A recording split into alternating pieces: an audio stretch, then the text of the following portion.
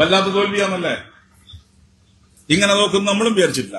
തുറന്നു പറയാല ആദ്യം പോസ്റ്റലാണ് നമ്മൾ ലീഡ് ചെയ്യണം. അപ്പൊ നമ്മൾ തന്നീച്ചിങ്ങനെ ഇരുന്ന് ലീഡിംഗ് ആണ്. പോസ്റ്റൽ വന്നപ്പോ നമ്മൾ ലീഡാണ്.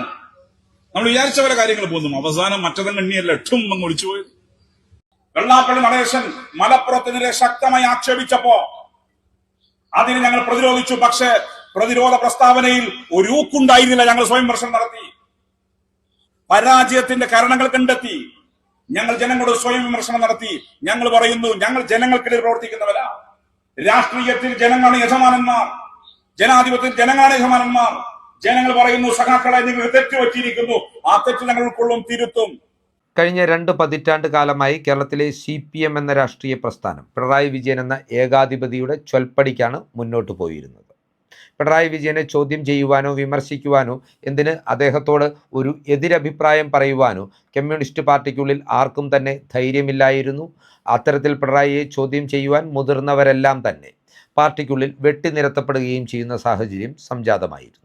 എന്നാൽ 2026 നിയമസഭാ തെരഞ്ഞെടുപ്പിൽ ഇടതുമുന്നണിക്കും CPM-നും പിണറായി വിജയന്റെ നേതൃത്വത്തിനും ദയനീയ പരാജയം സംഭവിച്ചതോടുകൂടി മുൻപെങ്ങും ഉയർന്നിട്ടില്ലാത്ത വിധം വിമർശനങ്ങളാണ് പിണറായിക്കെതിരെ പാർട്ടിക്കുള്ളിൽ നിന്ന് പോലും ഉയരുന്നത്. പാർട്ടിയുടെ ഏറ്റവും കീഴ്ഘടകമായ ലോക്കൽ കമ്മിറ്റികളും ബ്രാഞ്ച് കമ്മിറ്റികളും മുതൽ പാർട്ടിയുടെ സംസ്ഥാന ദേശീയ നേതാക്കൾ വരെ പിണറായിയെ ഒളിഞ്ഞും തെളിഞ്ഞും വിമർശിച്ചുകൊണ്ട് പ്രത്യക്ഷപ്പെടാറുണ്ട്. പിണറായിയുടെ നയസമീപനങ്ങളാണ് നിയമസഭാ തെരഞ്ഞെടുപ്പിലെ ദയനീയ പരാജയത്തിന് കാരണമെന്നുള്ള വിലയിരുത്തലിലേക്ക് കേന്ദ്ര കമ്മിറ്റി പോലും ഇപ്പോൾ എത്തിച്ചേർന്നിട്ടുമുണ്ട്. ഈ സാഹചര്യത്തിൽ പിണറായി വിജയന്റെ വിമർശകരായി കടന്നു വരുന്നവരുടെ പട്ടികയിലേക്ക് ഏറ്റവും പുതുതായി കടന്നു വന്നിരിക്കുന്നത് കേരള നിയമസഭയുടെ മുൻ സ്പീക്കറായിട്ടുള്ള AN ഷംസീർ എന്ന നേതാവാണ്. ഷംസീർ പിണറായി വിജയനെ മാത്രമല്ല, പിണറായി വിജയന് വേണ്ടി വിടുപണി ചെയ്തുകൊണ്ട് ഒരു കോമാളിയെപ്പോലെ മുന്നോട്ട് പോയ MV ഗോവിന്ദനെയും കണക്കറ്റ് വിമർശിക്കുന്നുണ്ട്. പാർട്ടിയുടെ വേദിയിൽ നിലമ്പൂരിൽ സഖാവ് കുഞ്ഞാലി അനുസ്മരണ വേദിയിൽ വെച്ചാണ് ഷംസീറിൻ്റെ ഈ വിമർശനങ്ങൾ എന്നുള്ളതാണ് ഏറ്റവും ഞെട്ടിക്കുന്ന ഘടകം. ഷംസീർ നടത്തിയ ഈ പ്രസംഗം ഇതിനോടകം തന്നെ സമൂഹ മാധ്യമങ്ങളിൽ വൈറലായിട്ടുണ്ട്. ആ പ്രസംഗത്തിൻ്റെ പ്രസക്ത ഭാഗങ്ങളും അതുമായി ബന്ധപ്പെട്ടിട്ടുള്ള വിശകലനങ്ങളുമാണ് ഈ വീഡിയോയിലൂടെ പ്രേക്ഷകർക്കായി പങ്കുവെക്കുന്നത്. ആ വിശകലനങ്ങളിലേക്ക് പോകുന്നതിന് മുന്നോടിയായി പ്രിയപ്പെട്ട പ്രേക്ഷകർ, കേരള സ്പീക്സിൻ്റെ YouTube ചാനൽ സബ്സ്ക്രൈബ് ചെയ്ത് ഞങ്ങൾക്കുള്ള പിന്തുണ ഇനിയും തുടരണം എന്നുകൂടി അഭ്യർത്ഥിക്കുകയാണ്. ആദ്യമായി ഷംസീർ നടത്തിയ വൈറൽ പ്രസംഗത്തിൻ്റെ പ്രസക്ത ഭാഗങ്ങൾ നമുക്കൊന്ന് കണ്ടു നോക്കാം. വല്ലാത്ത തോൽവിയാന്നല്ലേ ഇങ്ങനെ നോക്കും നമ്മളും വിചാരിച്ചിട്ടില്ല. തുറന്നു പറയാല എല്ലാരും വരുന്ന ആഫീസ് എന്റെ ആഫീസാണ്. എല്ലാരും വരും. ലീഗുകാരും വരും, കോൺഗ്രസ്സുകാരും വരും, നമ്മുടെ പാർട്ടിക്കാരും വരും. നമ്മളെങ്ങനെ ഇരുന്ന് ചർച്ചയൊക്കെ ചെയ്യും. നമ്മളൊരു 3-ാം ഭരണം പ്രതീക്ഷിച്ചു. ഞങ്ങളെല്ലാവരും.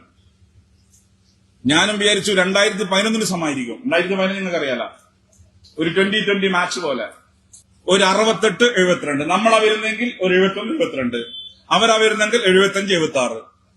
അവരെ നേതാക്കന്മാർ സ്വകാര്യം വിളിച്ചു പറഞ്ഞു, സ്പീക്കറെ നമ്മൾ വരും, പക്ഷെ 75-76 എണ്ണം തുടങ്ങി.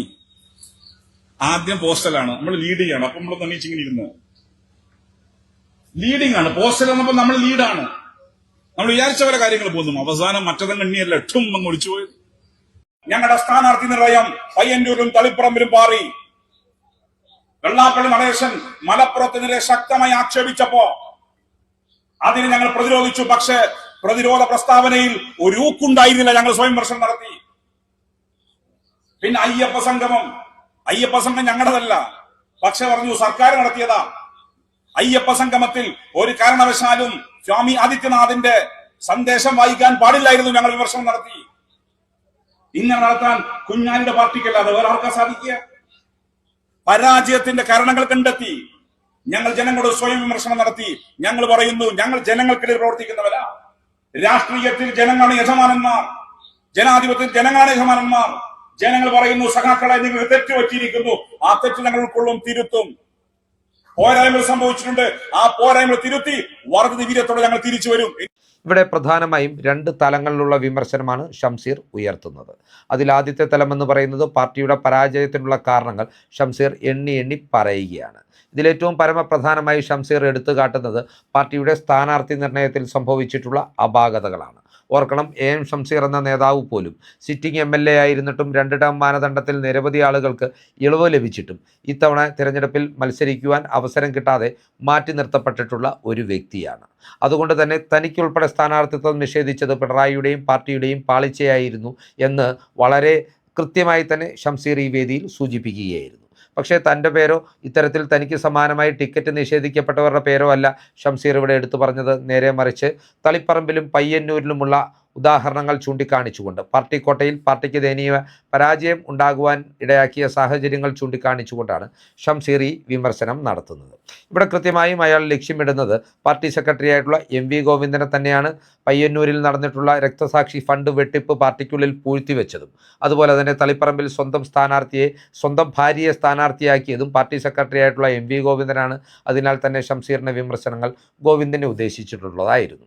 അതുപോലെ തന്നെ പാർട്ടിയുടെ പരാജയത്തിനുള്ള കാരണങ്ങളായി ഷംസീർ എടുത്തുകാട്ടുന്ന മറ്റ് വിഷയങ്ങളെന്ന് പറയുന്നത് പിണറായിയെ ലക്ഷ്യമിടുന്ന വിഷയങ്ങളാണ്. അതിലൊന്നാമതായി ഷംസീർ എടുത്തുകാട്ടുന്നത് വെള്ളാപ്പള്ളി നടേശൻ നടത്തിയിട്ടുള്ള വിദ്വേഷ പ്രസ്താവനകളോട് ഊക്കോടുകൂടി പ്രതികരിക്കുവാൻ പാർട്ടിക്ക് സാധിച്ചിട്ടില്ല എന്നുള്ളതാണ്.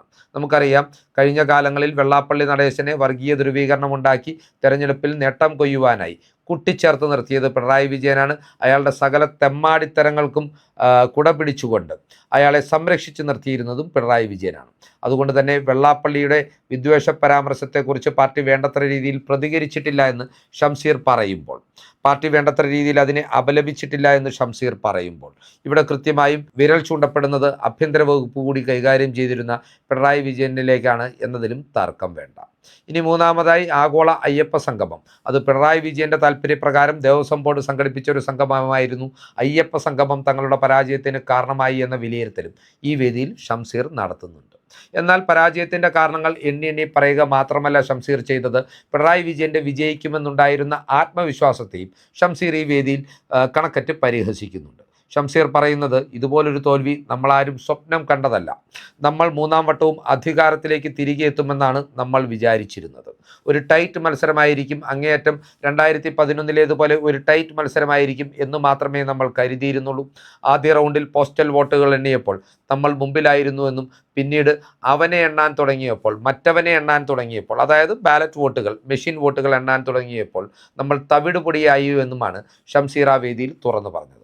നമ്മളിവിടെ ഓർക്കേണ്ടത് പിണറായി വിജയൻ എന്ന നേതാവാണ് മറ്റെല്ലാ റിപ്പോർട്ടുകളെയും തമസ്കരിച്ചുകൊണ്ട് CPM ഉറപ്പായും 3ാം വട്ടവും തുടർച്ചയായ അധികാരത്തിലേക്ക് എത്തുമെന്ന ആത്മവിശ്വാസം പ്രകടിപ്പിച്ചിരുന്നത്.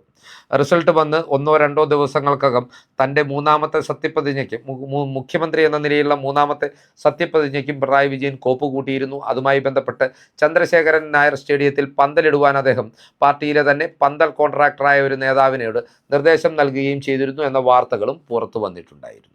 ഇവിടെ AN ഷംസീർ എന്ന നേതാവിനെ സംബന്ധിച്ചിടത്തോളം കൃത്യമായ എതിർപ്പ് അദ്ദേഹത്തിന് പിണറായി വിജയനോടുണ്ട്. പിണറായി വിജയൻ്റെ മകളുടെ 2ാം ഭർത്താവായ മുഹമ്മദ് റിയാസിനോടുണ്ട്.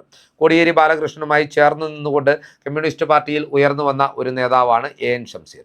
പാലോളി മുഹമ്മദ് കുട്ടിയും എളമരം കരീമും പോലെ പാർട്ടിയുടെ ന്യൂനപക്ഷ മുഖമായിരിക്കും ഷംസീർ എന്നുപോലും ഒരു ഘട്ടത്തിൽ വിലയിരുത്തപ്പെട്ടിരുന്നു. എന്നാൽ വീണ വിജയൻ്റെ 2ാം ഭർത്താവായി മുഹമ്മദ് റിയാസ് എന്ന ന്യൂനപക്ഷ സമുദായക്കാരൻ കടന്നു വന്നതോടുകൂടി ഷംസീറിൻ്റെ പാർട്ടിയിലെ ഭാവി കരിഞ്ഞടങ്ങുകയായിരുന്നു എന്നതാണ് വസ്തുത. ഷംസീറിനേക്കാൾ ജൂനിയറായ റിയാസിനെയാണ് പിണറായി വിജയൻ മന്ത്രിസഭയിലേക്ക് പരിഗണിച്ചത്. പിന്നീട് കോടിയേരി ബാലകൃഷ്ണൻ്റെ അവസാന ആഗ്രഹങ്ങളിൽ ഒന്ന് എന്ന നിലയിലാണ് ഷംസീറിന് സ്പീക്കർ പദവിയെങ്കിലും നൽകുവാൻ പിണറായി തയ്യാറായത്. ഇത്തരത്തിൽ പിണറായി വിജയന് തൻ്റെ മകളുടെ 2ാം ഭർത്താവിനോടുണ്ടായിരുന്ന പ്രേമം, വാത്സല്യം, അയാളുടെ രാഷ്ട്രീയ ഭാവിയെക്കുറിച്ചുള്ള കരുതൽ എന്നീ കാര്യങ്ങൾ കൊണ്ട് തന്നെയാണ് താൻ CPM രാഷ്ട്രീയത്തിൽ തമസ്കരിക്കപ്പെട്ടു പോയത് എന്ന് കൃത്യമായി AN ഷംസീർ എന്ന നേതാവ് തിരിച്ചറിയുന്നുണ്ട്. അതിൻ്റെ പ്രതികാരമാണ് അദ്ദേഹം ഇപ്പോൾ തീർക്കുന്നത് എന്ന കാര്യത്തിൽ തർക്കമില്ല. കോടിയേരി ബാലകൃഷ്ണൻ്റെ കുടുംബത്തോട് പിണറായി കാണിച്ചിട്ടുള്ള അനാദരവുകളും പിണറായി നടത്തിയിട്ടുള്ള ഒരു ഒറ്റപ്പെടുത്തലും ഷംസീറിനെ വേദനിപ്പിച്ചിട്ടുണ്ടാകും. അതുപോലെ തന്നെ കോടിയേരിയുടെ വിലാപയാത്രയോട് പിണറായി കാണിച്ചിട്ടുള്ള മര്യാദകേടും ഷംസീറിൻ്റെ മനസ്സിൽ ഉണ്ടായിരിക്കാം.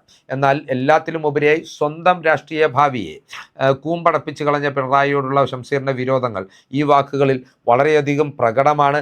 എന്നാൽ വളരെ സമർത്ഥമായി പിണറായി വിമർശനം എന്ന നിലയിലോ ഗോവിന്ദൻ വിമർശനം എന്ന നിലയിലോ അല്ല, പാർട്ടിയുടെ ആത്മവിമർശനം എന്ന നിലയിലാണ് ഷംസീർ ഈ വിഷയങ്ങളൊക്കെ ഈ പൊതുവേദിയിൽ സഖാക്കൾക്ക് മുമ്പിൽ ബുദ്ധിപരമായി അവതരിപ്പിച്ചിട്ടുള്ളത്. ഏതൊക്കെയാണെങ്കിലും ഷംസീറിൻ്റെ കൂടി ഈ പട്ടികയിലേക്കുള്ള കടന്നുവരവോടുകൂടി CPM-നുള്ളിൽ പിണറായി വിരുദ്ധരുടെ എണ്ണം വർദ്ധിക്കുകയാണ്, പിണറായി വിമർശകരുടെ എണ്ണം വർദ്ധിക്കുകയാണ്. പിണറായിയോടുള്ള ഭയം CPM നേതാക്കൾക്കും പ്രവർത്തകർക്കും നിശേഷം ഇല്ലാതായിരിക്കുന്നു എന്ന വിലയിരുത്തലുകളും രാഷ്ട്രീയ വൃത്തങ്ങളിൽ സജീവമാണ്. ഈ ചിന്തകളും ദൃശ്യങ്ങളും പ്രേക്ഷകർക്കായി പങ്കുവച്ചുകൊണ്ട് ഈ വീഡിയോ ഇവിടെ അവസാനിപ്പിക്കുകയാണ്. കൂടുതൽ രാഷ്ട്രീയ വാർത്തകൾക്കും വിശകലനങ്ങൾക്കുമായി ഞങ്ങളുടെ ചാനൽ സബ്സ്ക്രൈബ് ചെയ്യുക. നന്ദി.